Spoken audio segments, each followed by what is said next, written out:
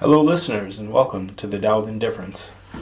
We're going to be talking sex, dating, and life advice for an indifferent world. I'm Dee, and today I wanted to discuss sex and dating in the news, answer some questions, and discuss today's topic. Actually, in honor of Valentine's Day, I have two topics. One is how to play it cool when you are unsure about your romantic situation, and the second is a catch-all for just Valentine's Day. I'm just going to move into some frequently asked questions. First question, how do I bring up sex in a new dating situation? I'm using dating situation for whatever situation you're in. So how do I bring up sex? Well, for starters, I'm assuming you're either currently having sex or about to have sex. And based on that, you either want to discuss things that you like, don't like, preferences, and the best way to do that is to be very frank, to be open and do it in a situation that you and your partner are both comfortable in. You don't want to do it in a party with a lot of people around. You want to do it somewhere where it's very comfortable and at ease, and if someone wants to drop the subject, it's not awkward because you're sitting in a room with a bunch of other people. And just be open and also speak in language that does not imply blame or anything that will give someone the impression that you think that they're a bad person. I'm assuming that you are having consensual sex, and if that's the case, you want to make sure that anything you discuss is really for increased enjoyment on both sides. On the other hand, you want to keep an open dialogue because communication really is the key to great relationships and great sex. Okay, second question. How should I talk about my intentions without coming on too strong? A lot of people are very afraid of the so-called relationship-defining talk. With good reason. A lot of people just are afraid to... They get scared off really easily. A lot of people get scared off really easily, especially in our generation, just because we've sort of been brainwashed to think that a commitment is bad. Unless you're one of those people who wants to get married and have a very clear track. A lot of people have very deep concerns about relationships and titles and labels and all that. So how would you go about laying out your intentions without scaring someone off? Well, some people, no matter what you do or say, will be scared off by even voicing anything other than this is just a playful, like we're hanging out and, we're going to hook up. These are, I'm assuming, people you don't want to date if you want to talk about your intentions. I know a friend of mine will make her intentions very clear very early on because she sort of wants to get rid of anyone who doesn't fit into her life plan. And for some people, their life plan is maybe have kids, get married. Some people don't want to have kids. And really, it's all dependent on how far into a relationship or a dating situation you want to take it. But how do you do it? Well, again, it also ties into the sex question, which is sort of why I put these two together. Do it in a situation that is comfortable for both of you. Do it in your apartment or their apartment. Do it definitely not during sex. You don't want to bring this up during sex and say, hey, I want to have kids someday. You do it in a situation that's also comfortable. You've come over, it's 8 p.m., you're hanging out, say, hey, this is what I want. I'm not saying that I want this right away, but this is what I want. If you do want something right away, you should make that pretty clear. You don't want someone to make the assumption that you don't want to make the assumption that they know exactly what you want based solely on your actions. A lot of people, and in my experience, and I'm not saying this is true for everybody, but in my experience, a lot of women will date someone and assume because the attention they're getting sort of goes hand in hand with being in a relationship, that they're in a relationship. And a lot of men want to enjoy the fruits of seeing someone often, namely sex, and not necessarily want the commitment. And it's really, a lot of times, it's just convenient for them. If they're free every day, then they might invite you over every day. But that doesn't mean that they want you to be their girlfriend. So you really you want to lay your intentions out in a way that gives someone space to think. You don't want to ask for an answer right away, because some people will just be forced into a corner and will lash out. And when I say lash out, I don't mean that they'll erupt in a rage, but people tend to, if they're given the choice of yes or no, they will always choose the easier option if they feel forced into a corner. Nobody's going the hard way. So you do it in a way that will say, here's a good example. I know, well, there was a point in my life where I didn't want children, and who knows where I stand on it now, but I would tell someone, after dating, if I was dating them and it was serious and it was monogamous, I would say, I'm not sure if I want to have kids. I'm not saying that I want to have kids with you. I'm just saying that it's just something, if this is a deal breaker for you, you don't have to tell me now, but just let me know. In the long term, if you see us becoming something serious, if this might be a concern for you, I just wanted you to know. You don't have to respond right now. And sometimes it did backfire, and someone was like, no, you want kids, or you don't want kids. And sometimes it didn't, and a lot of times it didn't backfire. And it's really just was an FYI. And a lot of times those people that I had those conversations with, nothing happened beyond just hanging out and hooking up. So be in a comfortable situation. Just in general, be in a comfortable situation if you want to have a conversation that could potentially be awkward for someone. Be in a comfortable situation for them. Maybe even go to their place. Put them in their home court, so to speak. Alrighty, moving on. Number 3. Is it okay to send an online dating match provocative pictures? Well, that really all depends on what sort of message you want to put out there. If you're someone who's looking for hookups, and you are only looking for hookups, you don't want anything serious, send pictures, go nuts. Just keep in mind that these pictures are being seen by somebody else. 75% chance that they're being seen by somebody else. I just made up that number, but the odds are against you sending a picture to someone and no one ever seeing it. So, keep that in mind. If you have no problems with that, go nuts. If you only want to hook up with somebody, that's a great way to sort of set the tone. If you plan on pursuing someone seriously, I would avoid sending these sort of pictures until you have actually had sex with them. And, it's always better to just not send the pictures, but it's always, if you are going to send the pictures, then I'm sure that person will appreciate them. It's always better to do it after you've had sex with them, because you at least know that they definitely are sexually attracted to you. All right.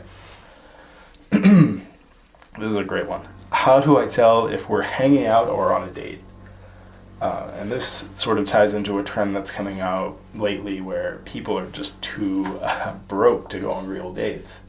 And again, there's nothing wrong with not having $200 to blow on a dinner, because that's crazy talk.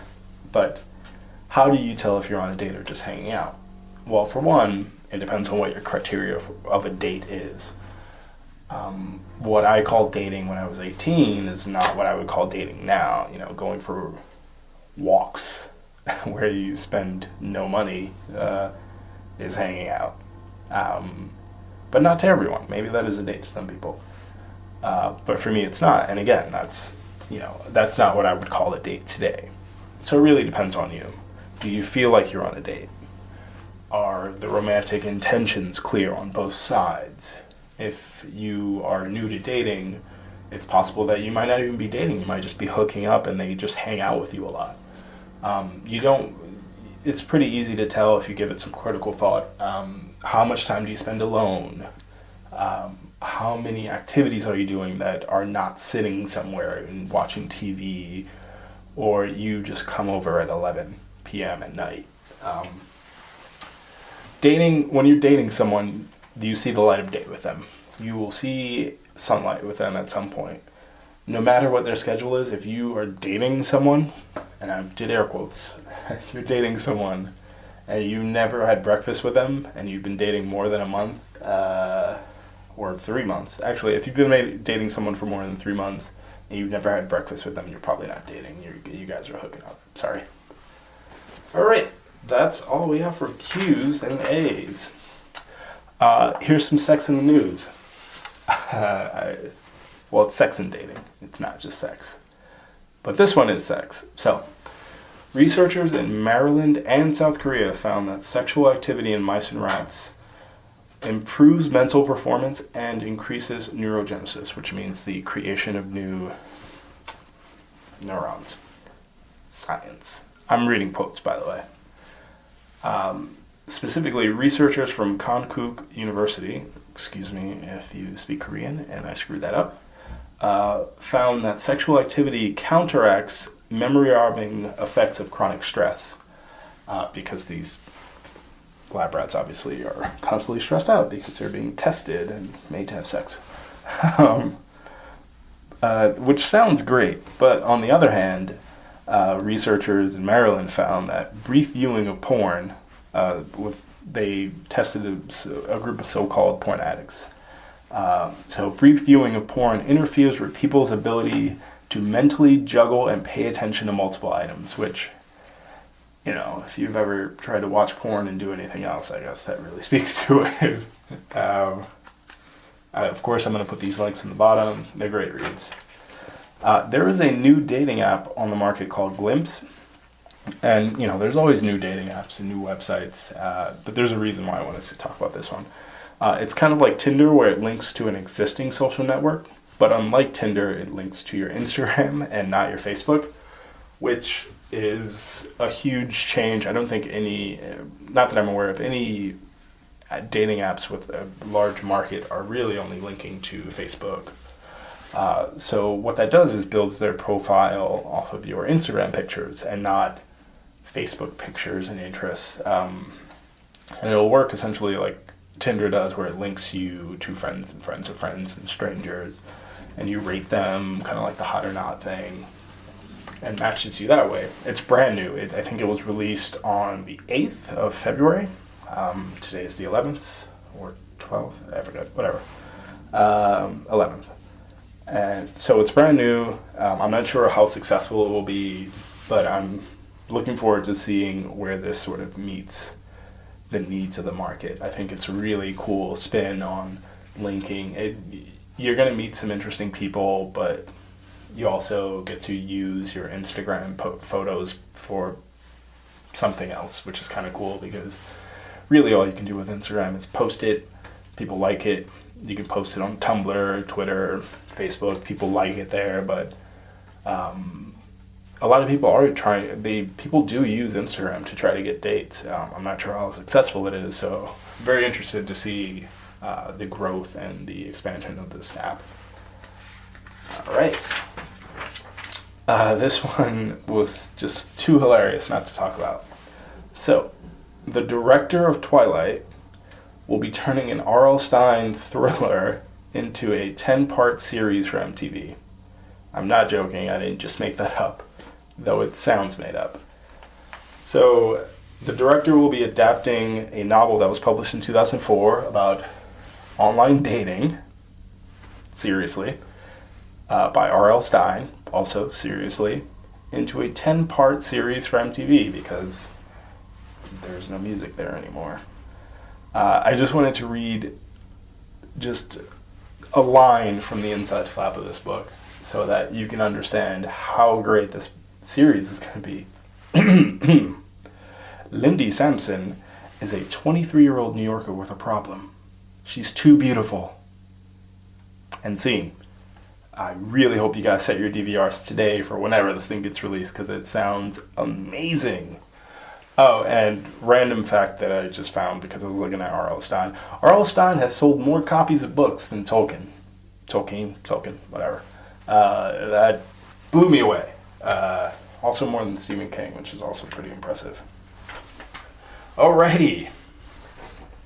Now that we've got sex in the news, dating questions out of the way, let's get down to topics. First, I was inspired by, I'm always inspired by friends, and hopefully they're not listening right now, but I was inspired by a friend's recent discussions about how to be cool in a relationship or in a dating situation, specifically not in a relationship, when you're sort of unsure of where you are. You're on thin ice, you're in uncharted territory, you're unclear about where you stand with the person that you're seeing, and you're trying to play it cool and not overreact. I excel in these sort of areas, maybe too much so, because, as you know, I'm indifferent. And really, you have to be indifferent about some things when it comes to dating, because dating really just doesn't work the way the rest of the world works. It's not fair. You don't get what you deserve, so to speak. You don't actually know what you deserve, or you can't expect everything to work out perfectly. So being indifferent to the smaller things really helps and keeps you grounded and makes sure that you're not depressed constantly. So, how do I, indifferent D, play it cool when I'm unsure about a dating situation? The first thing you want to do is avoid your fight or flight instincts. People generally do this when they're nervous or anxious, and you're not fighting or fleeing, but people tend to say, I'm unhappy in this situation, I'm unclear, so I'm either going to do X or do Y. And usually it's, if this person doesn't tell me they want to be in a relationship with me, I'm going to leave immediately and I'm never going to speak to them again because they're a terrible person. And you want to avoid that line of thinking, because it just is not beneficial. And once you get into that mode of it's either this or that, you really get locked into that this or that, and I will not accept any alternatives. And again, that's too much passion for a situation where you're unclear. Second step is to approach issues logically, and I know that for a lot of people, and even for myself, I'm not like this robot, but even for myself, it's hard to approach issues logically because you're invested. You've invested time and emotion and money and interest and building up a rapport with someone, and you really want to sort of give that value. But the problem is that you can't weigh it. You can say how much your time is worth, but there's no clear system on how to say, well, I spent this much time with this person, and we've had this much conversation, and this much texting, and this much back and forth, so I deserve to get something in return.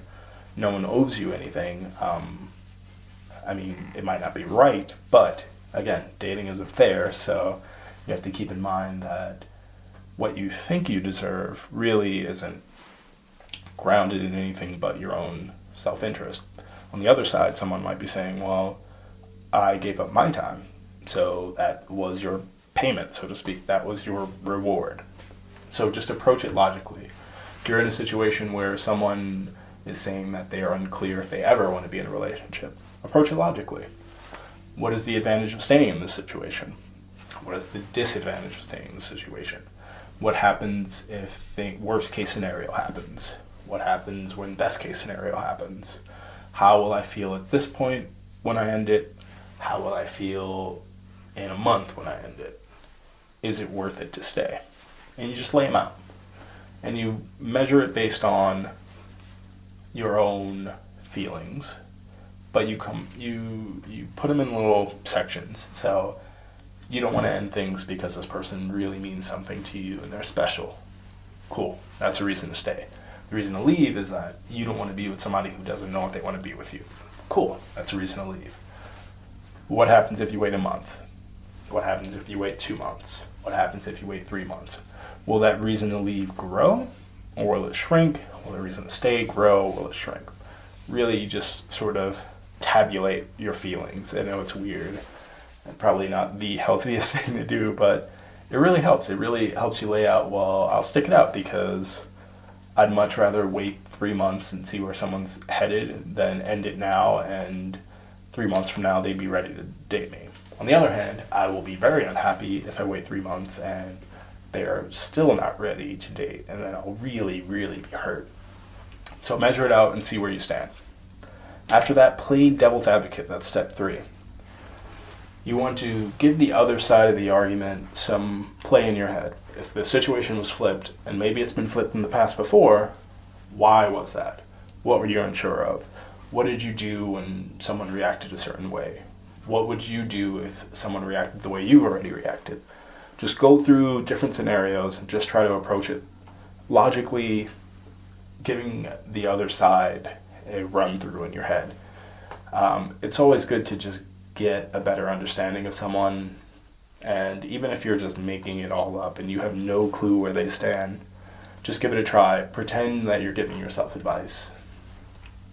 Okay, don't jump to conclusions. You never want to make a decision based on a conclusion that you've just come up with out of thin air. If you have evidence for this decision, go nuts. But if you think that someone's not ready for a relationship because they've never hinted at why they never wanted to be in a relationship, and you think it's because they're a war criminal, maybe slow down and get some information. They might be a war criminal, so always check that. But don't jump to the conclusion that they are a terrible person because no reason. Like, there's a reason for everything, even if that reason is actually that they're a war criminal, which, again, don't date war criminals. And finally, once you sort of come to your actual conclusion that is grounded in some facts, and even if that fact is how you will feel, think it through again. So go through all the steps, just give it another run through in your head, and really give it some thought. There's a sixth step that's a secret, not listed step, and it's to get second opinions. Second opinions, and I mean second opinions and not second opinion. And I think this is sort of one of my tips for just about anything. Always ask someone else, and always ask someone with a different viewpoint. Don't ask your friend who agrees with you with everything. Ask someone who brings a different perspective. Coworker who's older, friend who's younger. Every once in a while, I'll ask my sister's kids random questions to see what their reaction will be, just as a exercise in being comfortable asking people random questions. My nephew does not approve of any of my dating life. Alrighty. So, hopefully these help, and hopefully you get out of whatever awkward situation that you're in, and remember to always be cool. Being cool is awesome. That's what the font's taught me. So, on to Valentine's Day, my favoriteest Hallmark holiday. Allegedly, according to Wikipedia, the modern sort of interpretation of Valentine's Day came around when Chaucer sort of associated it with courtly love. And courtly love was the interactions in secret of noble women and noble men, and whole European nobility system, whatever. But it was only single people. The married people wouldn't even get involved in courtly love because nobody married for love, really. All right, so Valentine's Day. What should I get my person? I'm just throwing it out there, keeping it pronoun friendly. What should I get my person for Valentine's Day? First question you want to ask, how long have you been dating? Second question, how serious are you? Third question, do I want to have sex that day? So if you've been dating for 3 months or less, you probably just want to do flowers. Maybe. I'm assuming that this is a person who will be accepting of flowers. If they are, give them flowers, roses. Don't go to your local bodega and buy bodega roses, because those things are just not very good. If you can't afford flowers, don't buy flowers, because they do price gouge you. Just don't buy flowers. Do something else. Do a nice gesture. And you can't go wrong with a card. Get a nice card, write in it, write something meaningful. Doesn't have to be the world, just say, I'm enjoying my time with you, and whatever words that you use. I'm enjoying my time with you, you're awesome, can't wait to make out. You can do a dinner, it doesn't have to be a big thing. 3 months and after, same things apply. Chocolates, if somebody's into chocolates. Personally, I don't plan on doing flowers. I think it's a bit corny. I usually get my mom flowers for Valentine's Day because, I'm an awesome son, whatever, no big deal.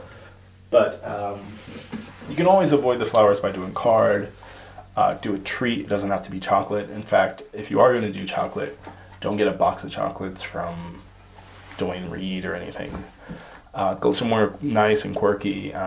There's a great place in New York City called Burdick's with amazing chocolate that someone told me about, and I will probably be going there.